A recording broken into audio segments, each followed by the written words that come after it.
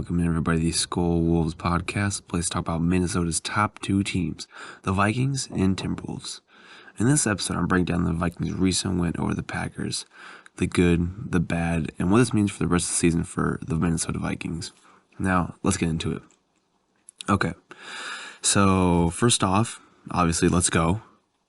Big, massive Vikings dub, and all like the worries and the nerves kind of going into the season. I think after watching yesterday's game, you have to be pretty psyched about where the Vikings stand currently with this new regime with Kwesi and KOC. So state the obvious, we beat the Packers 23-7, and the Vikings kind of had control of the game basically since the first drive. We opened up with a touchdown. The first drive, we got the ball. So the opening drive was 78 yards in 10 plays.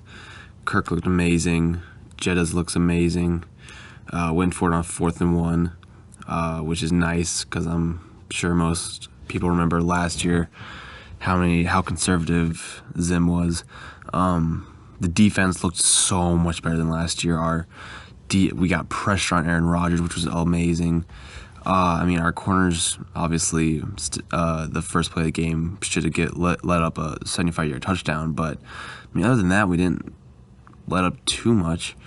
Harrison Smith played great. Daniil played great. Zendarius played great against his old team. So the Packers they marched down the field in the second drive. But then we got a 4th and goal stuff. We stuffed them on the 1 yard line, which would not have happened last year. Stuffing AJ Dillon on the 1 yard line on 4th and goal it's so good to see that kind of thing from the Vikings, who have not been able to do that in recent years. So kind of getting into the good from the game, the first thing I want to talk about is the offense. And obviously, more specifically, Justin Jefferson, a.k.a. MVP, a.k.a. the next Randy Moss. Justin Jefferson, it was amazing to see. He had new career high 184 receiving yards and 2 touchdowns on 9 catches. So not much to say about that. You love to see that. Kirk Cousins had 277 yards, a QB rating of 118.9, which is amazing against the Pack. You always love that against the Packers. Dalvin Cook didn't have a great day, but he didn't have a bad day either. He had a ton of touches, but you saw a lot of Alexander Madison too, which you could chalk up to just garbage time, run out the clock. But Cook almost had over 100 yards, but it was on 20 carries. So it looked good. Not much there. Adam Thielen looked okay.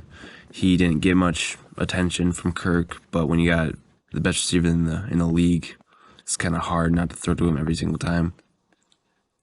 Defense looked good. Jordan Hicks, our new additions looked great, I have to say. Jordan Hicks and Zendarius Smith just played out of their minds. You all watched the game. It was kind of a blowout. Look at the score, 23-7. 16 points isn't a ton, but it felt like the Vikings were just in control the entire game. You didn't really have to worry about the Packers coming back, even though you should be worried because Aaron Rodgers, he can always make a comeback. So kind of what this means for the rest of the season. So next time Vikings play is Monday night against the Eagles, who just barely beat the Lions. So it'll be interesting to see them against a much better competition. So I think what to take away from this game, I think we could say that hiring Kevin O'Connell was not a bad move by Kwesi, and hiring Kwesi was not a bad move. We should be excited about the current state of the Vikings. And you could say that, the Aaron Rodgers is trying to find his way, and with his new receivers, but it's still Aaron Rodgers. He's still one of the best quarterbacks of all time, and they still got a great defense. And we pick them apart pretty easily. So the Vikings look good, and I hope this defensive intensity keeps up, our pressure keeps up. Hopefully our corners, because we got some young corners who are getting some minutes, hopefully they start to develop and get more comfortable in the league.